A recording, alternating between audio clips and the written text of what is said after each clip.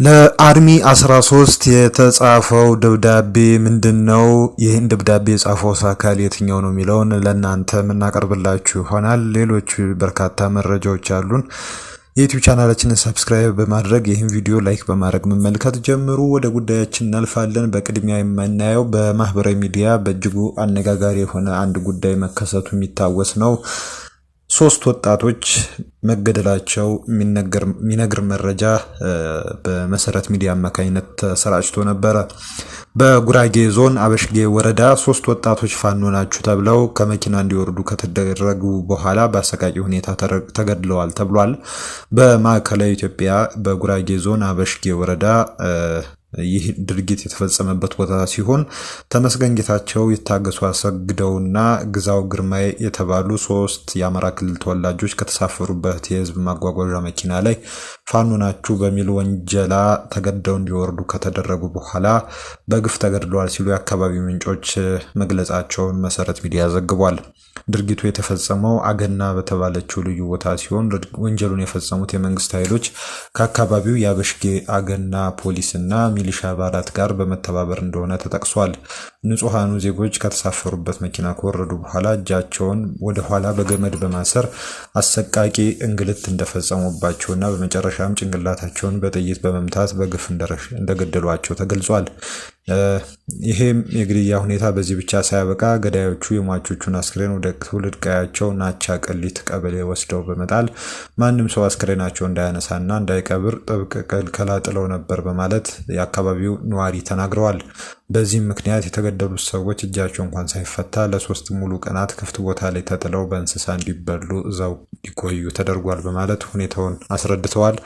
አስክሬኖቹ በተለይም ጭንቅላታቸው አካባቢ በተመቱበት የጥይት ምት ምክንያት ሙሉ በሙሉ በመጎዳቱ ገጽታቸውን ለማየትና ለመለየት ጭምር የሚያስቸግርና አሰቃቂ እንደነበረ ተነግሯል። እንግዲህ ይህ ጉዳይ በማህበራዊ ሚዲያ በእጅጉ አሳዛኝ ስሜትን የፈጠረ ክስተት ሆኗል።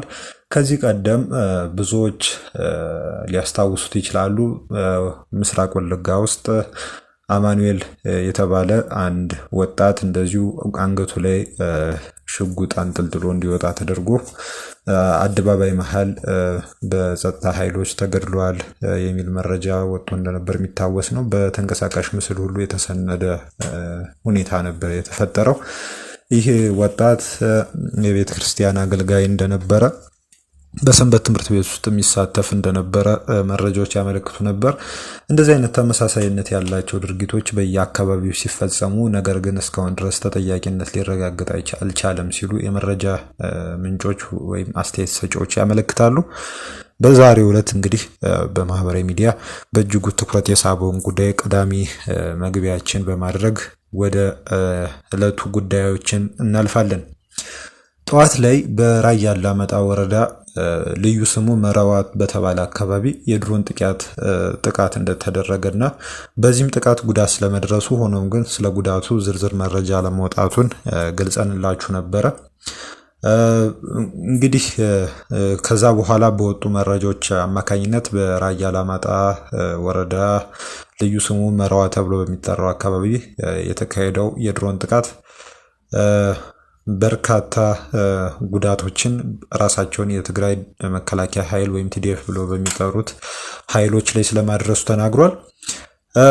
ከ2 ሰዓት ነው ጀምሮ ሲከናወን የነበረው ይሄ የአየር ጥቃት።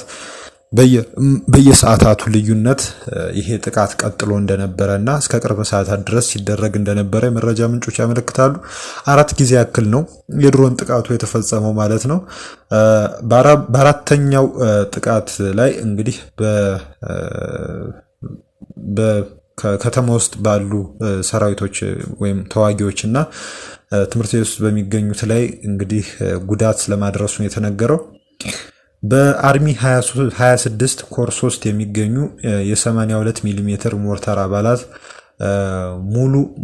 ሙሉ ተዋጊዎቹ ወይም ሙሉ አሃዶቹ በድሮን ጥቃት መጎዳታቸው ተነግሯል። በተጨማሪም በሀየሎም ክፍለ ሰራዊት የሚገኙ የሻለቃ መሪዎች የሚገኙባቸው ወታደሮች እነሱን ጨምሮ ማለት ነው ከባድ የሞትና የመቁሰል አደጋ ደርሶባቸዋል ተብሏል። ከዚህ ክፍለ ሰራዊት ወይም የድሮን ጥቃቱ ከደረሰበት ከዚህ ሰራዊት የተረፈው ኃይል ደግሞ በእግር ወደ ራያ አላማጣ አየር ማረፊያ አካባቢ እንቅስቃሴ አድርጎ ወደዛ ስለመሸሹ ነው የመረጃ ምንጮች ያመለከቱት። እንግዲህ የድሮን ጥቃቱ ጉዳይ የመንግስት ደጋፊዎችን በኩል እንግዲህ መረጃው እውነትነት እንዳለው የሚያረጋግጥ ጉዳይ አንስተዋል ወይም ደግሞ ስለዚህ ጉዳይ የተለያዩ ዘገባዎችን አቅርበዋል ማለት ነው። በዚህ ይህን ጉዳይ በተመለከተ በዛሬው ዕለት መግለጫ ያወጣው ሳልሳይ ወያነ ትግራይ ጉዳዩን በእጅጉ በሐዘኔታ እንደተመለከተው አመልክቷል። እንግዲህ በዚህ መግለጫ ላይ እንግዲህ ከቀደመ ስህተት ሳንማር አሁንም ለዚህ ጉዳት ተዳርገናል የሚል ሐሳብ ያዘለ መግለጫ ነው ያወጣው ሳልሳይ ወያነ ትግራይ። በዛሬው ዕለት ነው እንግዲህ ይሄ መግለጫ ያወጣው። የትግራይ ተጋድሎና መስዋዕትነት የትግራይን ብሔራዊ ጥቅም በሚያስከብር መልኩ መመራት ይገባዋል ብሏል። ይሄ ፓርቲ የጠቅላይ ሚኒስትር አብይ አህመድ ስርዓት የትግራይን ህጋዊና ፍትሃዊ ጥያቄዎች በአስቸኳይ መመለስ አለበት ሲልም ጥሪ አቅርቧል። ፓርቲው በዚሁ መግለጫው ላይ ህይወቱንና አካሉን መንፈሱን ሳይቀር በደቡብና በሰሜን ደጋፊነት ለተከፈለ ድካምና ጦርነት መስጠት ይብቃ። እስከ መቼ ነው የትግራይ ልጅ የሚያልቀው? ስንትስ የትግራይ ልጅ አካሉን ያጣል? ሲል ጠንካራ ጥያቄዎችን ፓርቲው ሰንዝሯል። አክሎም የትግራይን ብሔራዊ ጥቅም ያላስከበረና በጦር መሳሪያ ብቻ የሚደረግ የትግራይ ትግል አለ ወይ ሲል የጠየቀው ይኸው ፓርቲ ለችግሮች አስተማማኝና ዘላቂ መፍትሄ ማምጣት የጋራ ኃይሎች ዋነኛ ተግባር ሊሆን እንደሚገባ ነው ያሳሰበው። በሸራና በድንኳን ውስጥ በችግር ላይ የሚገኙ ወገኖቻችን ናቸው። እየተጎዱ ያሉ ተቋማትም የራሳችን ተቋማት ናቸው ሲል የገለጸው ፓርቲው ጦርነት ይብቃ በሚል ድምጹን የሚያሰማው ይኸው ፓርቲ አሁንም ንብረታቸውና መሬታቸው ለተነጠቁት ኃይሎች በጦር መሳሪያ መፍትሄ እንደማይመጣ አሳስቦ በተለይም በሁለቱም ወገን ተሰልፈው እርስ በርስ የረጅም ጊዜ ጦርነት ውስጥ የሚገኙ የትግራይ ልጆች ከዚህ ድርጊታቸው ይቆጠቡ ሲል ጥሪ አቅርቧል። በትግራይ ዘላቂ ሰላምና ደህንነት የሚረጋገጠው የትግራይ ሕዝብ በሚያካሄደው ብሔራዊ ጉባኤ መሆኑን ያመላከተው ይሄ መግለጫ ሁሉም የትግራይ ኃይሎች ካለፈው ስህተት ተምረው ለብሔራዊ ጉባኤው ስኬት፣ ለትግራይ የሽግግር መንግስትና ለሰላማዊ አሰራር ጥሪ እንዲሰሩ ጥሪ አቅርቧል። በመጨረሻም የጠቅላይ ሚኒስትር አብይ አህመድ መንግስት የትግራይን ህጋዊ ፍትሃዊና መዋቅራዊ ጥያቄዎች በአስቸኳይና በብቃት ይመልስ ሲል ፓርቲው አጥብቆ ስለመጠየቁ ነው የተነገረው።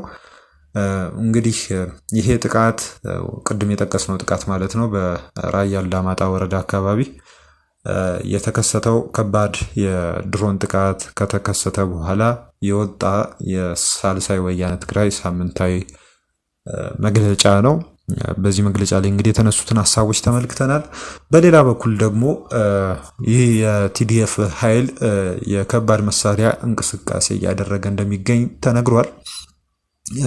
እንግዲህ እነዚህን በተከታታይ የምናሳያችሁን ሁለት ምስሎች እየተመለከታችሁ ይህን ዘገባ አዳምጡ። በመኪናዎች ተጭነው እነዚህ የከባድ መሳሪያዎች ከመቀለ ከተማ ተነስተው ወደ ደቡብ ትግራይ ዞን አቅጣጫ እየተጓዙ እንደሚገኙ ነው መረጃዎች የሚያመለክቱት። እንግዲህ ወደ ደቡባዊ ትግራይ ዞን አቅጣጫ እየተጓዘ ሲገኝ ይሄ የጦር መሳሪያ ምስሉ በተነሳበት ወቅት አይን አለም በተባለው የመቀለ አካባቢ ደርሶ እንደነበረ ነው እንግዲህ የተነገረው። አሁንም ያው ወደ ደቡባዊ ትግራይ የሚደረጉ የመሳሪያ እንቅስቃሴዎች ስለመቀጠላቸው የሚያመለክቱ መረጃዎች ናቸው እየወጡ ያሉት። ከዚህም ባለፈ ደግሞ ጦርነቱም እንዲጀመር ውሳኔ ተላልፏል የሚልም መረጃ ወጥቷል። በራያ ዘቦ ወረዳ መሆኒ ከተማ አዲስ የውጊያ ዝግጅት እየተደረገ ይገኛል ሲሉ ነው የመረጃ ምንጮች ያመለከቱት። በዛሬው ዕለት ነሐሴ 4 ቀን 2018 ዓ.ም ውይይት ተደርጎ ነበረ። መምሪያም የተላለፈበትም ሁኔታ ነበር፣ ወታደራዊ መምሪያ። በዚህ ውይይት ላይ የደቡብ ዞን ከፍተኛ አመራር ወይም አስተዳዳሪ የሆኑት ዝናቡ ገብረ መድህን በመሆኒ ከተማ በተካሄደ ስብሰባ ላይ በተለያዩ ግንባሮች አዲስ የውጊያ ዝግጅቶችና ወታደራዊ እንቅስቃሴዎች እንዲደረጉ መመሪያ እንዳስተላለፉ ነው የተገለጸው። በአራት ግንባሮች ተከፋፍለው እየተንቀሳቀሱ ናቸው የተባሉት እነዚህ የቲዲኤፍ ኃይሎች ለራያ ዘቦ፣ ለራያ ጨርጨር ወረዳዎችና ለመሆኒ ከተማ በአንድ ግንባር ስር ተዋህደው እንዲንቀሳቀሱ ትዕዛዝ መተላለፉ። እነዚህንም ግንባሮች በኃላፊነት እንዲመራ ደግሞ አሰፋ አብርሃ የተባለ አንድ የጸጥታ ኃላፊ ስለመመደቡ ነው የተነገረው። በተጨማሪም በራያ አዘቦ በኩል ያለውን የቲዲኤፍ እንቅስቃሴ እንዲመሩ የዞኑ ምክትል የጸጥታ ዘርፍ ኃላፊ የሆኑት ማህሪ ተስፋይ እንደሚያስተባብሩት ተነግሯል። ለመሆኒ ከተማ ደግሞ የከተማው የፕሮፓጋንዳ ምክትል ኃላፊ የሆኑት ዘነቡ እንዲመሩት ኃላፊነት እንደተሰጣቸው ተናግረዋል። ይሄ እንግዲህ ድልድል የተካሄደው በዚህ ስብሰባ ላይ ነበር፣ ቅድም በጠቀስ ነው። በዚህ በተካሄደውም የውይይት መድረክ ላይም በተለያዩ ጉዳዮች ዙሪያ ላይ አስቸኳይ የሆኑ ወይም አጣዳፊ የሆኑ ውሳኔዎች ተላልፈዋል ተብሏል። በራያ ዘቦ የሚገኙ 400 የሚሆኑ ነባር ታጋዮች እና ሌሎች ተዋጊዎች እንደዚሁም ደግሞ ከዚህ ቀደምም በጦርነት ወቅት ተሳትፈው ወደ መኖሪያ ቤታቸው የተመለሱ ሰዎችም የሚያሳትፍ ኃይል በአስቸኳይ እንዲዋቀርና ለዚህም የሚሆን የሎጂስቲክስ እና የገንዘብ ድጋፍም እንዲደረግ ትዕዛዝ ተላልፏል።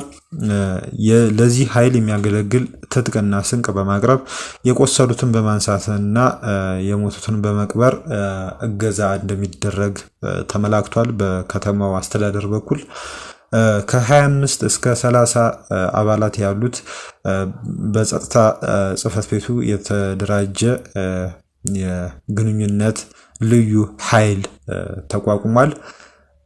እንግዲህ ነሐሴ 7 ቀን 2018 ዓ.ም በራያ ዘቦ ወረዳ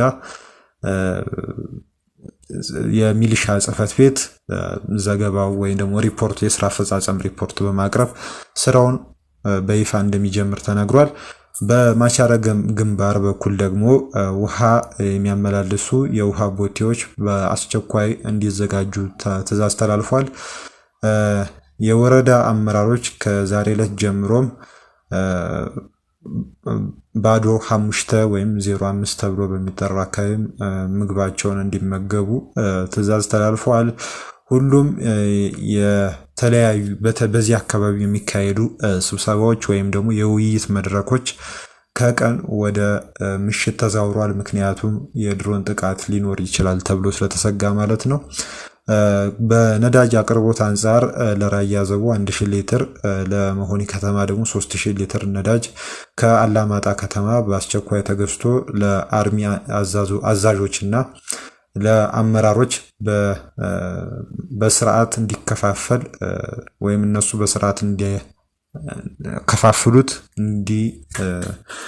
በኮታም እንዲመድቡት ትዕዛዝ ስለመተላለፉን የተነገረው በዚህ ስብሰባ ላይ ነው። እንግዲህ ይሄ ሁሉ የተነገረው እንግዲህ በሎጂስቲክስ አንጻር ደግሞ ለራያ አዘቦ ወረዳ መቅረብ ያለባቸው እንስሳት እና የምግብ ግብአቶች እስከ ነሐሴ 10 ድረስ እንዲቀርብ ይሄውም 20 ግመል፣ 10 አህያ፣ 10 በቅሎ፣ 100 በሬዎችና 1050 ፍየልና በጎችን ያጠቃለለ ሎጂስቲክስ እንዲቀርብ ትዕዛዝ ተላልፏል ተብሏል። እንደ ፋስ፣ እንደ ጨርቅ፣ እንደ መዶሻ የተለያዩ አይነት መሳሪያዎች በአስቸኳይ እንዲቀርቡ መምሪያ ተላልፏል። እነዚህ መሳሪያዎች የሚያገለግሉት በጦርነቱ ወይም በውጊያው ላይ ለሚሞቱ ወገኖች የመቅበሪያ ሁኔታ ለማመቻቸት ነው።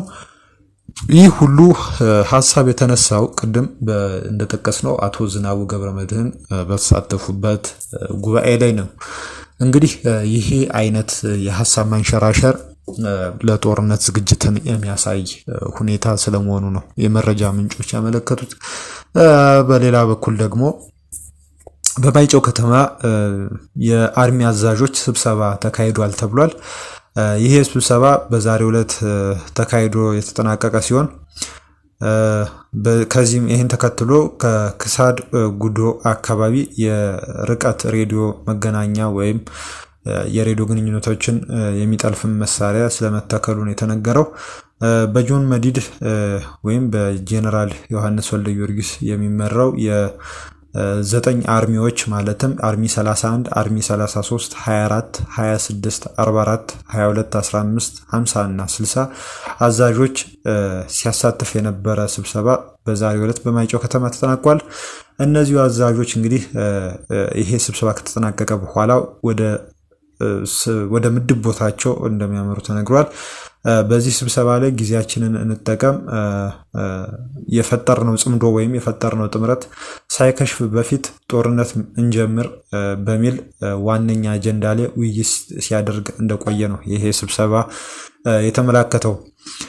በተጨማሪም በአምባላጀና እንዳመሆን ወረዳዎች መካከል በሚገኘው አዋሳኝ አካባቢ ማለትም ክሳድ ጉዶ ተብሎ በሚጠራው አካባቢ የማይንቀሳቀስ የረጅም ርቀት የሬዲዮ መገናኛ መሳሪያ ተተክሎ ስራውን ጀምሯል ተብሏል። ይቅርታ፣ ይሄ እንግዲህ ለጦርነት በእጅጉ የሚጠቅም መሳሪያ ነው ተብሎ ታምኖ ነው የተተከለው። በጠላት ወገን በኩል የሚደረጉ የሬዲዮ ግንኙነቶችን ለመጥለፍ ያስችላል ተብሎ ነው ይሄ መሳሪያ የተተከለው ማለት ነው።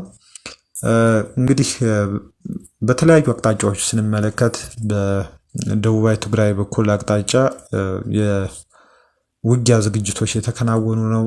ይኸውም የፌዴራል መንግስቱን በዛም በኩል የድሮን አሰሳና የድሮን ጥቃቶችን እየፈጸመ ነው።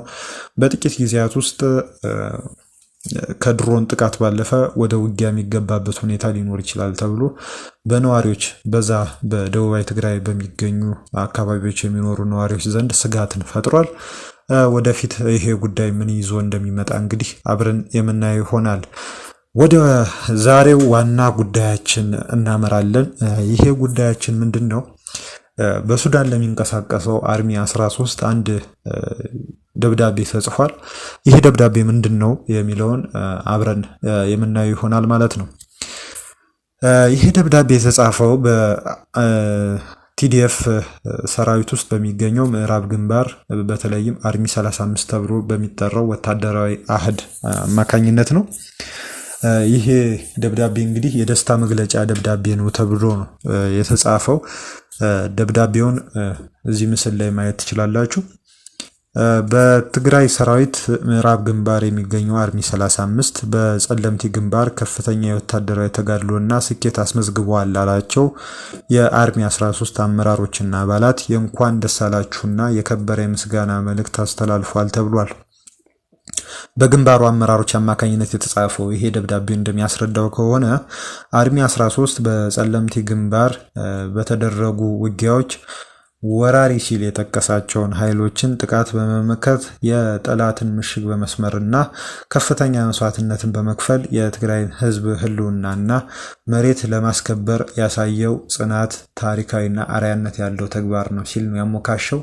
ይሄ ማሞካሸት የመጣው እንግዲህ ቅዳሜ አሁን የፊታችን ቅዳሜ ሲመጣ 2 ሳምንቱን ከሚያስቆጥረው የሽረሪና ውጊያ ጋር በተገናኘ ነው። በሽረሪና ውጊያ ላይ አሸንፈናል፣ ድልም አድርገናል፣ ምርኮም ማርከናል የሚል የተለያዩ መግለጫዎች አሁን ላለው የትግራይ አስተዳደር ወይም ደግሞ በተለይም ለህወሓት ቅርበት ያላቸው ወገኖች ሲያሰራጩ ነበረ። እንግዲህ ይሄ ደብዳቤም ደግሞ ከዚሁ ጋር የሚገናኝ ነው። የደስታ መግለጫ ደብዳቤ ነው። ቅድም እንዳልነው በአካባቢው ያለውን ነባራዊ ሁኔታ በአሁኑ ሰዓት በግልጽ ማወቅ የሚቻል አይደለም። በሸራሪና በኩል አርሚ 13 በምን አይነት ሁኔታ ውስጥ አለ የሚለው ጉዳይ በግልጽ የሚታወቅ ነገር የለም። ነገር ግን አሁን አርሚ 15 ለአርሚ 13 በእጅጉ የሚያሞካሽ ወይም የምስጋና ደብዳቤ ነው የላከው ማለት ነው። የአርሚ 13 አባላት ደማቸውን በማፍሰስ አካላቸውንና ህይወታቸውን በመስጠት ህዝባቸውንና መሬታቸውን ለማስከበር ያሳዩት ቁርጠኝነት በትግራይ ህዝብና ሰራዊት ዘንድ ትልቅ ታሪካዊ ቦታ የሚሰጠው ነው ብሏል።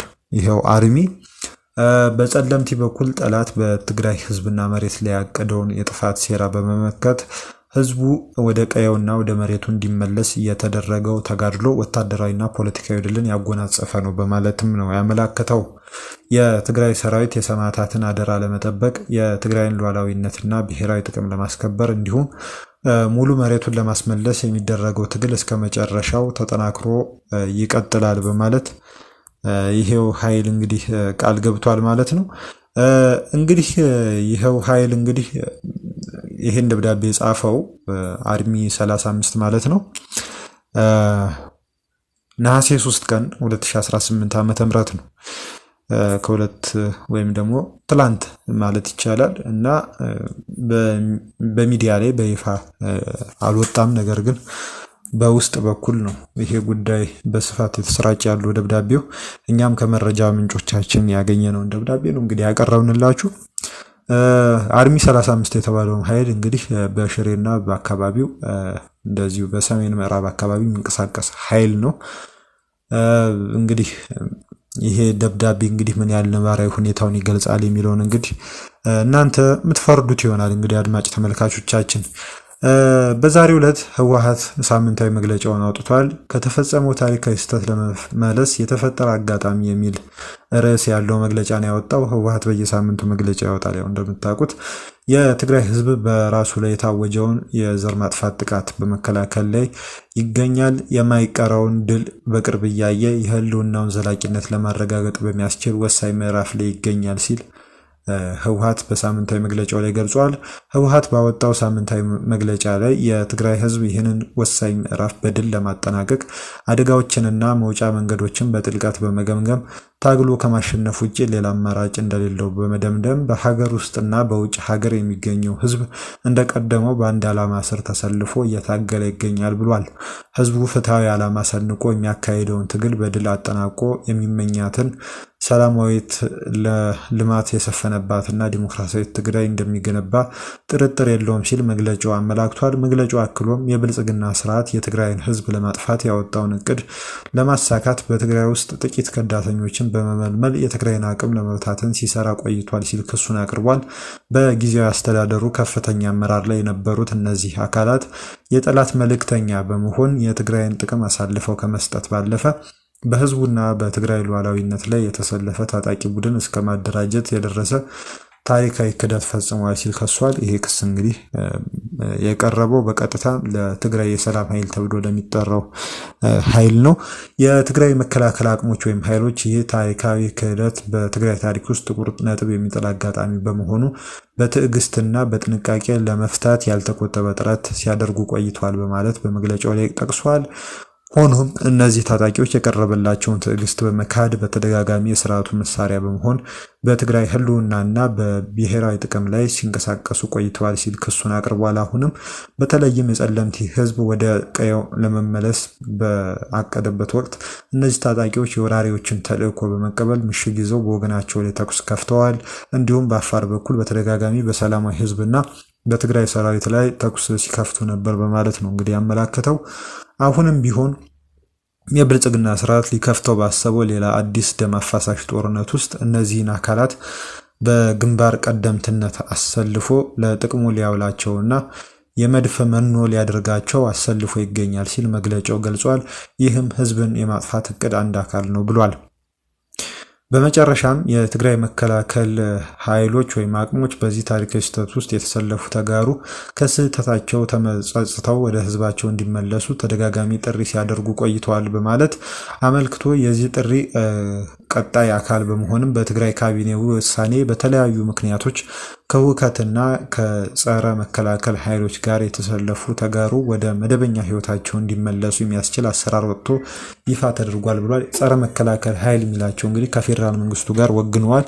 የፌዴራል መንግስቱንም ዓላማ እያስፈጸሙ ናቸው የሚላቸውን ኃይሎች ነው። ስለሆነም በዚህ ታሪካዊ ስህተት ውስጥ የተሰለፉ አካላት የህዝብና የመንግስትን ጥሪ ተቀብለው ከዚህ ለትውልድ ከሚተላለፍ ጥቁር ታሪክ ራሳቸውን ያድኑ። ይህንን እድል በመጠቀም ከከንቱ ሞት እንዲሁም ታሪካዊ የህግና የሞራል ተጠያቂነት ራሳቸውን ነፃ ያወጡ ሲል ህወሓት ጥሪውን አስተላልፏል። ከዚህ ቀደም እንግዲህ በትግራይ የጸጥታ ሰላምና ጸጥታ ቢሮ አማካኝነት የተለያዩ ጥሪዎች ሲቀርቡ ነበረ። ያው እንደምታስታውሱት የማኑዋል ወይም መመሪያ ሁሉ ተዘጋጅቷል። ከአፋር እና ከምዕራብ ግንባር ወይም በምዕራብ ትግራይ በኩል ከሚገኘው የትግራይ ሰላም ኃይል መሳሪያም ሆነ ራሳቸውም እጃቸውን የሚሰጡ ኃይሎች ካሉ እነዚህ ኃይሎች በምን አይነት መልኩ መቀበል አለብን፣ ለስራ ማመቻቸት ሲቪል ሰርቫንት ከነበሩ የስራ እድል ለማመቻቸት እንደዚሁም ደግሞ የተለያዩ ጥቅማ ጥቅሞችን ለመስጠት ምን እናደርጋለን የሚለውን እንግዲህ በዚህ መመሪያ ውስጥ ተካቷል። እንግዲህ የዚህ መመሪያ ሌላኛው ጥሪ ነው ማለት ይቻላል ማለት ነው። እንግዲህ በመጨረሻም አንድ መግለጫ እንመልከትና የዛሬውን ዝግጅታችን እንቋጫለን። ነሐሴ 16 የአሸንዳ በዓል ይከበራል። ይሄን አስታኮ እንግዲህ የአሸንዳ በዓል ከመቃረቡ የተወሰኑ ጊዜያት አስቀድሞ በአሁኑ ሰሞን ማለት ነው በፌስቡክ ላይ ጥቁሩ አሸንዳ ወይም ደግሞ ጽልመት የሰፈነበት አሸንዳ ወይም አሸንዳ ኢን ብላክ የሚል እንቅስቃሴ የተደረገ ይገኛል። ይህም በማስመልከት የትግራይ ክልል ባህልና ቱሪዝም ቢሮ በአቶ ዶሪያስ ገዶም የሚመራው ቢሮ የእንኳን አደረሳችሁ መልእክት ባስተላለፈበት ይፋዊ መግለጫ ላይ ይህን ጉዳይ አንስቷል። የበዓሉን ባህላዊ እሴትና ክብር የሚሸረሽሩ እንቅስቃሴዎች በማህበራዊ ሚዲያ እየተካሄዱ ይገኛሉ ሲልም ክሱን አቅርቧል። ቢሮው ባወጣው መግለጫ የአሸንዳ በዓል የትግራይ ሴቶች የስራ ክፍፍል በማድረግ ውበታቸውን፣ ክህሎታቸውንና አቅማቸውን የሚያሳዩበት እንዲሁም የሴቶችን እኩልነት የሚያረጋግጥ ትልቅ ማህበራዊና ባህላዊ ሀብት ነው ብሏል። ሆኖም በአሁኑ ወቅት ከበዓሉ ባህላዊና ሌሎች ተያያዥ ሴቶች ጋር የማይሄዱ እንቅስቃሴዎች በማህበራዊ ሚዲያ የተስተዋሉ ነው ሲል የጠቀሰው ቢሮ በተለይም ከ3 ዓመታት በፊት ህይወቷ ያለፈውን እንግዲህ ዘውዱ ሀፍቱን ማለትም በመኪና በአሰቃቂ ሁኔታ የተገደለችውን በማውሳት ማለት ነው አሸንዳ ኢን ብላክ በሚል መሪ ቃል ከትግራይ ባህል ውጪ የሆኑ መልእክቶች የተሰራጩ ናቸው ሲል እነዚህን የተቃውሞ እንቅስቃሴዎች ይሄ ቢሮ ነቅፏል። እንግዲህ ይሄ የተቃውሞ እንቅስቃሴ ከሰሞኑ እሷን ህይወቷ እንዲያልፍ ምክንያት ሆኗል ወይም ወንጀሉን ፈጽሟል ተብሎ የተጠረጠሩ እነ ያሬድ ገብረ እግዚአብሔር ከእስር መፈታታቸው በርካቶች ዘንድ ተቃውሞ ፈጥሮ ነበር። ይህን ተቃውሞ ለማሳየት አሸንዳ ኢን ብላክ የሚል ወይም ደግሞ አሸንዳ በጥቁር አልባሳት የሚል ፕሮፋይላቸውን ጥቁር ያደረጉ በርካታ የማህበራዊ ሚዲያ ተጠቃሚዎች አሉ። እነሱን ለመንቀፍ ነው እንግዲህ ይሄ ቢሮ ያወጣው ማለት ነው። ዜጎች በህግ ፊት እኩል እንዲሆኑና ፍትህ እንዲያገኙ መታገል የሁሉም የትግራዋይ ኃላፊነት እንደሆነና ፍትህን ለማረጋገጥ መስዋዕትነት መከፈሉን ቢሮ ገልጿል። ሆኖም ፍትህን የመጠየቅ መንገድ ባህልን በመጣስ ሳይሆን ባህልን በማክበርና ጠብቆ በማቆየት መሆን እንዳለበት ያወሳው ይሄ ቢሮ በጥቁር አልባሳት ባህልን ማደብሰስ ግን ከትግራይ ባህል ውጭ መሆኑን አመልክቷል። የዚች ወጣት ህልፈተ ህይወት በህግና በፍርድ ቤት ተይዞ የሚገኝ በመሆኑ የህግ ውሳኔ የሚያገኝ እንጂ በዓሉን መነሻ በማድረግ አላስፈላጊ የፖለቲካ ቅስቀሳና ሌሎች መልእክቶችን በማህበራዊ ሚዲያ ማሰራጨት ተገቢ አይደለም በማለት አመላክቶ ይሄ የሚከበረውን በዓል ለመቀነስ ለበዓሉ የማይመጥኑ አጀንዳዎችንና መልእክቶችን በማህበራዊ ሚዲያ ከማሰራጨት ላይ የሚገኙ ሁሉም ወገኖች ከዚህ ድርጊታቸው ይቆጠቡ፣ አውቀውም ይሁን ሳያውቁ በዚህ ድርጊት ውስጥ ያሉ አካላት በአስቸኳይ ከድርጊታቸው ይታቀቡ ሲል ይሄ ቢሮ እንግዲህ መልእክቱን አስተላልፏል ማለት ነው። እንግዲህ ይሄ መግለጫ ይሄን የመብት ጥያቄ ማለትም አሸንዳ ኢን ብላክ የሚለው ሙቭመንት ወይም ንቅናቄ እያንቀሳቀሱ ባሉት አካላት ዘንድ በእጅጉ ነቀፌታን እያስተናገደ ያለ መግለጫ ነው። በርካቶች በመግለጫው ላይ አዝነውበታል። እንዴት እንደዚህ አይነት መግለጫ ቢሮ ሊያወጣ ይገባል?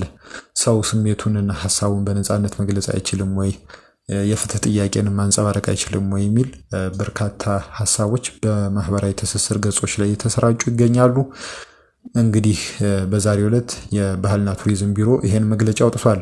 ስለተከታተላችሁ እናመሰግናለን። በነገው ዕለት እንገናኛለን። ሰብስክራይብ አድርጉን። መልካም ጊዜ ይሆንላችሁ። እናመሰግናለን ስለምትከታተሉን።